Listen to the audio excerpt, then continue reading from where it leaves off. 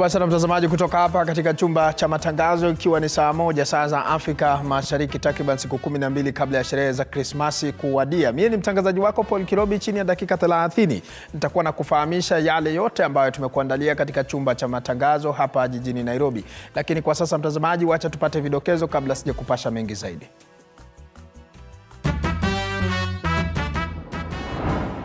Serikali yajikanganya kuhusu uhalisia wa uchumi. Upande mmoja ukisema uchumi uko sawa, ule mwingine ukikanusha madai hayo.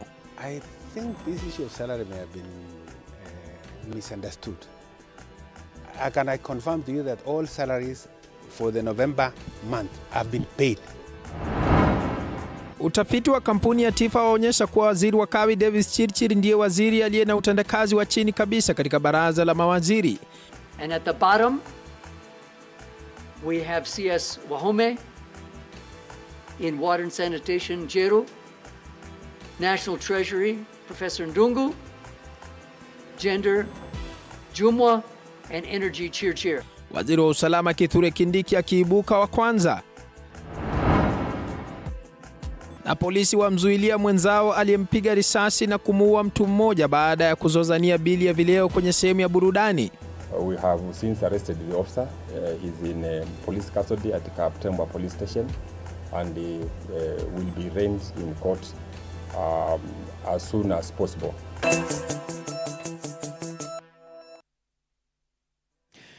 Bila shaka mtazamaji, kwa sasa tunangoa nanga. Chini ya dakika 30 itakuwa na kufahamisha mengi zaidi. Mfasiri kwa lugha ya ishara anafahamika kama Catherine Simalayo. Unafuatilia matangazo kupitia mtandao wa Facebook TV47 Live. Wizara ya Fedha imebadilisha msimamo wake kuhusu ukosefu wa pesa serikalini kulipa mishahara ya wafanyakazi wa umma kama ilivyotangazwa na Waziri wa Fedha Profesa Ungana Ndung'u wiki iliyopita. Waziri wa Fedha Profesa Ungana Ndung'u akisema kwamba vyombo vya habari vilichambua taarifa yake vibaya. Waziri huyo sasa akisisitiza kuwa uchumi wa Kenya ni imara licha ya hali wanayopitia Wakenya wa kawaida. Rifiwa taarifa hiyo nitakufahamisha mengi zaidi mwendo wa baadaye, lakini kwa sasa bado ingali inatayarishwa. Kwingineko ni kwamba licha ya hakikisho la Rais William Ruto kwa Wakenya kwamba licha ya mzigo mkubwa wa deni la umma, nchi ya Kenya ipo katika mkondo mzuri wa kiuchumi. Wakenya bado wanakabiliana na gharama ya juu ya bidhaa za kimsingi. Kulingana na utafiti wa hivi majuzi, 87% kati yao wamelazimika kupunguza matumizi yao ya kibinafsi katika juhudi za kukabiliana na shinikizo hizi za kiuchumi. Kulingana na Wakenya waliozungumza na TV47, utawala wa Rais William Ruto una kibarua kikubwa hasa kuhusiana na gharama ya maisha katika lengo lake la kufurahisha mwananchi wa kawaida. Mike Kagwongo anatuarifu mengi zaidi. Akizungumza na Wakenya katika sherehe za 60 za siku ya Jamhuri katika bustani ya Uhuru jijini Nairobi Jumanne, kiongozi wa taifa aliashiria kuimarika kwa hali ya uchumi nchini kumetokana na juhudi ngumu zilizofanywa na Wakenya pamoja na utawala wake. Lakini kauli hii imezua hisia tofauti kwa Wakenya wengi, huku wengi wao wakihisi kuwa hali hii imekuwa mbaya zaidi. Kulingana na utafiti wa hivi majuzi wa shirika la TIFA, 87% ya Wakenya wamelazimika kupunguza matumizi yao ya kibinafsi kutokana na shinikizo hizi za kifedha. Na tena ukiangalia hao wanatununulianga hawana pesa. Kwa hivyo hata hawakuji kwa soko, wamekatalia manyumbani. Hata ukienda kuwatembelea hakuna kitu yani hakuna kitu ya kukula. Wanasema hakuna pesa. Vitu yote tunauza bei kali, na watu makikuja makasema ni bei kali. His Excellency alipoingia madarakani mwaka jana, Rais William Ruto alisema ili kuondoa taifa kutokana na mdororo wa kiuchumi, utawala wake ungelazimika kuahirisha kutekeleza mipango muhimu ya maendeleo. Wakenya wengi wana wasiwasi kuhusu deni la kitaifa. Kwa hilo, utata umeanza kutokea ikizingatiwa kuwa Rais William Ruto aliikosoa serikali iliyopita kwa kukopa kupita kiasi, ilhali hivi leo imeshuhudiwa kuwa serikali hii imeomba mikopo kutoka Benki ya Dunia, IMF na mashirika mengine. Lazima kama rais ucreate jobs katika nchi. Si utuambie unataka kutusafirisha, utupeleke huko kama ng'ambo, Saudi Arabia. Bei ya chakula imeshuka kidogo sana, aswa unga inaweza kuwa imeshuka, lakini bado kuna mambo mengi ya kufanya. Wakenya wanasema kupanda kwa kasi kwa gharama ya maisha na kudorora kwa uchumi kunaleta changamoto si haba kwa utawala wa Kenya Kwanza, huku mahitaji yao kama vile chakula, kawi na mafuta yakiendelea kuwa ghali zaidi. Kuna kitu yenye inafanyika kwa economy yenye inaajiri vijana. Serikali, ile mradi ya nyumba yenye serikali ilikuwa ilete ilishapigwa na kotini. So hakuna kazi kwa vijana. Kulikuwa na ile kazi kwa vijana mtaani pia ilianguka. Sasa mbona rais hajasema ukweli kutuambia uchumi inaenda vibaya? Na pia tuambie kuwa alitudanganya na mambo ya bottom up, kwa sababu kama ulidanganya lazima utoe uongo na ulete ukweli. Mike Kagwango, TV 47, Nairobi.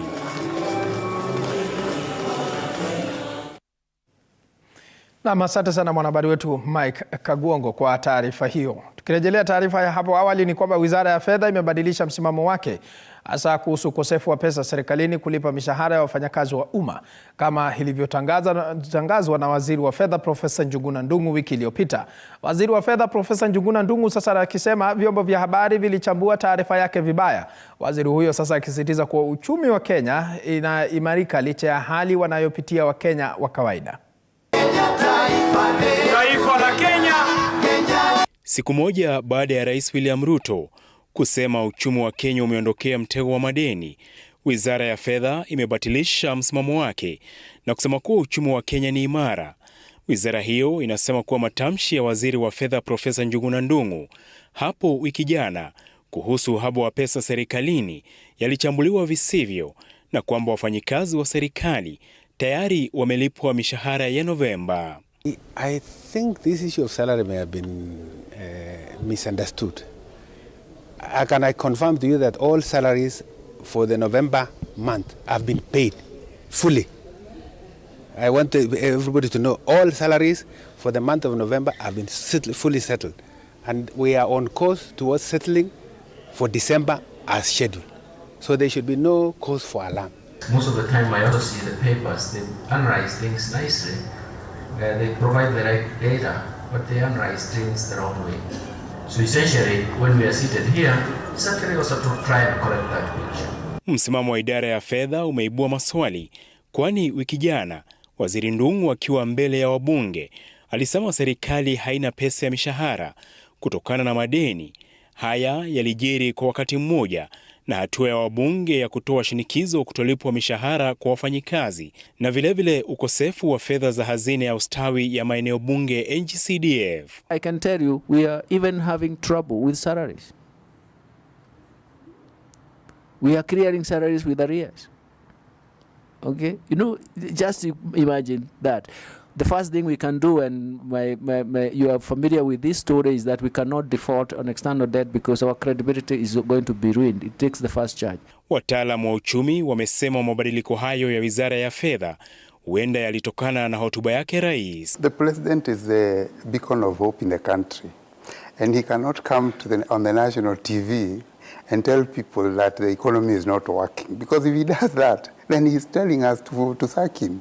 Therefore, he has to come in on the national TV and tell us how things are working. But I think the question that we need to ask ourselves is, me and you as a common mwananchi, are we feeling the words of the president in our pockets, in our houses, and also in whatever we are doing in our businesses? And I think the answer is no.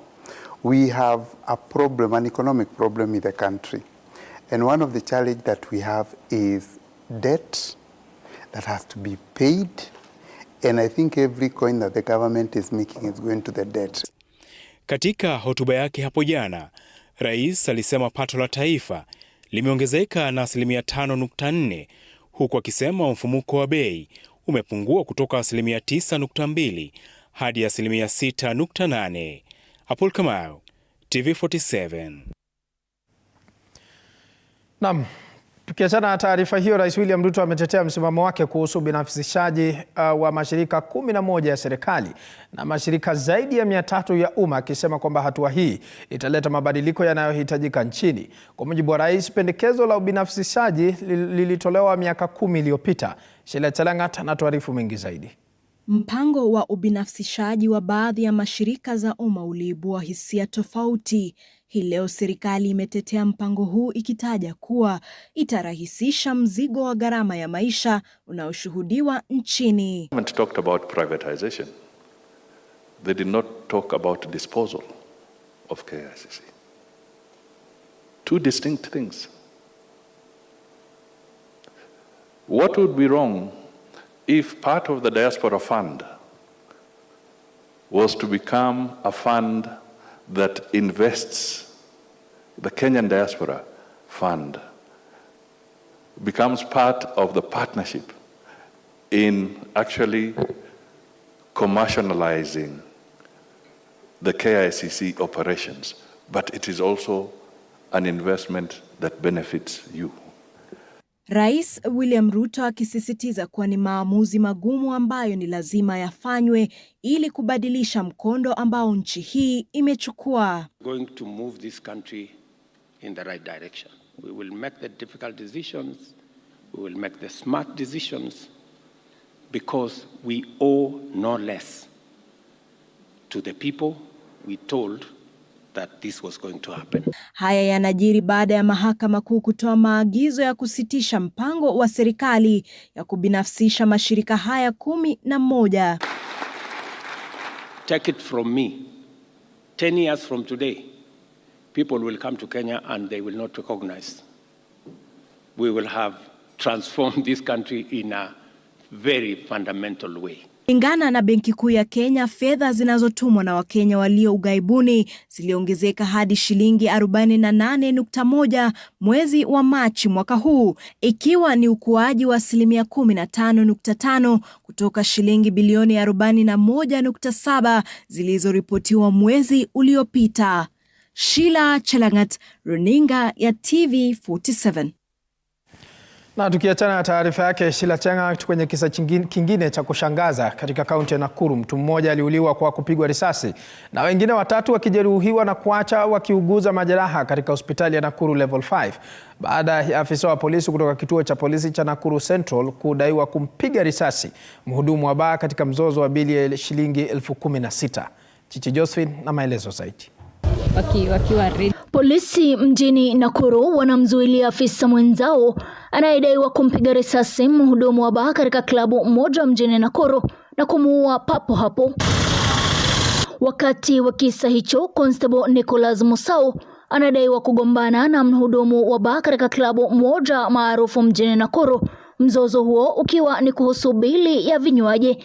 Ndipo hapo mambo yakaenda segemnege na kuishia ufyatuzi wa risasi. Alikuja akaniambia, hii kuna customer anasumbua, anafanya 22 unisaidie, juu amekata kutoka 20 unisaidie tumtoe. So tukaenda tukamwongelesha, juu alikuwa amelewa, akatoa bunduki, akaikok na akanipiga kwa tumbo. Ya kwanza pap, ya pili akanipiga ingine kwa side. So hata nashanga, yani ilikuwa tu Mungu, sijui hata nimesurvive saa hii. Akaanza kupiga. So mimi hapo nikachanganikiwa. Nikaenda nikaanguka huko mbele. Akaanza kupiga, kapiga. Hizo ndo part mimi naweza kumbuka. We are told that the officer was supposed to pay a bill of 13,000. So conflicting stories is that the officer had already paid cash of 13,000 shillings. And then the waiter wanted him to pay again. In that situation, an argument ensued, and that is I think what prompted the officer to use his gun. Akithibitisha kisa hicho, kamanda wa polisi wa kaunti ya Nakuru Samuel Ndanyi alisema afisa huyo alikamatwa na kuzuiliwa katika kituo cha polisi cha Kaptembwa, huko bastola ya aina ya Jericho iliyokuwa na risasi 2 za milimita 9 ikipatikana na kuzuiliwa. Na watu wa 4 walikuwa wamepigwa risasi. One waiter by the name Ann was immediately rushed to the hospital and pronounced dead on arrival. We have since arrested the officer. He's in police custody at Kaptembwa police station, and will be arraigned in court as soon as possible. Waadhiriwa 3 wakiwemo wanaume 2 na mwanamke mmoja wanauguza majeraha mabaya ya risasi katika hospitali ya Nakuru Level 5, ila kulingana na bosi wa county, manusura hao wapo katika hali nzuri. 3 were injured and 2 are in fair condition, stable condition, One is in critical condition. We have been informed that the one by the name Laura is the owner of the bar. Chichi, Josephine, TV 47. Na tukiachana na taarifa yake Chichi Josephine akiwa katika kaunti ya Nakuru, taarifa ya kusikitisha.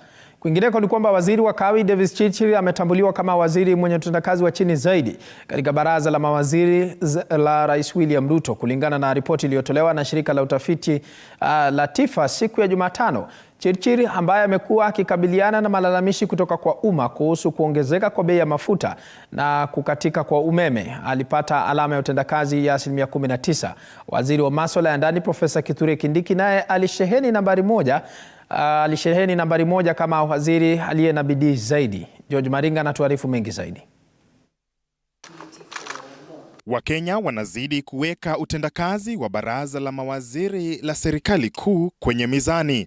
Kulingana na utafiti wa shirika la TIFA, Wakenya wamempa waziri wa masuala ya ndani Profesa Kithure Kindiki alama ya juu zaidi kwenye utendakazi wake, jumla ya 65%.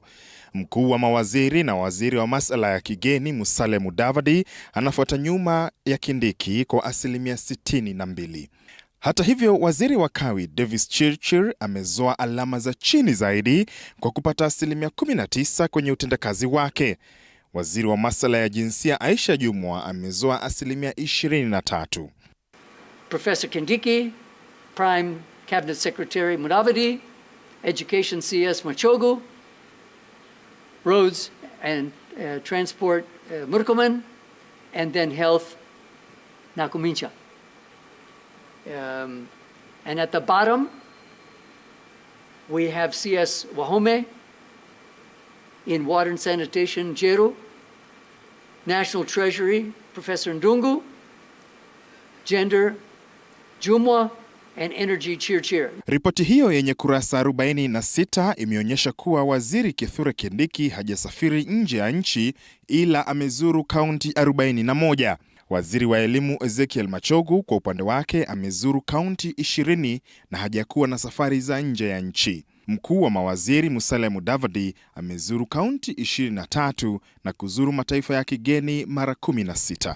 Rais William Ruto ameonekana kuzoa alama za juu kwenye suala la kulinda misitu, kuimarisha kilimo, kupambana na mabadiliko ya tabia nchi na kuhamasisha watalii na uwekezaji katika utalii. Hata hivyo, amezoa alama za chini kwenye kupunguza madeni ya kigeni, kupunguza ufisadi, nafasi za ajira na kupunguza gharama ya maisha. Haya ni matokeo ya utafiti wa mbinu ya kati uliotumia simu ya rununu uliofanyika kati ya tarehe 25 mwezi Novemba na tarehe 7 mwezi Desemba. Ulishirikisha wahojiwa 3,009 ambao wanaunda idadi ya watu wazima Kenya, yani walio kati ya miaka 17 na miaka 35. George Maringa, TV47, Nairobi.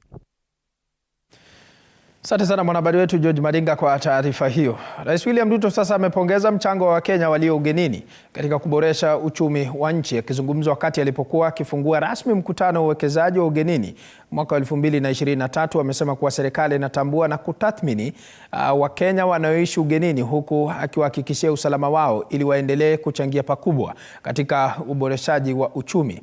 Rais Ruto hata hivyo ameongezea kuwa serikali itahakikisha kuwa huduma zote zitakuwa za kidijitali ili kurahisisha upataji wa huduma hizo kwa wale wanaoishi ugenini.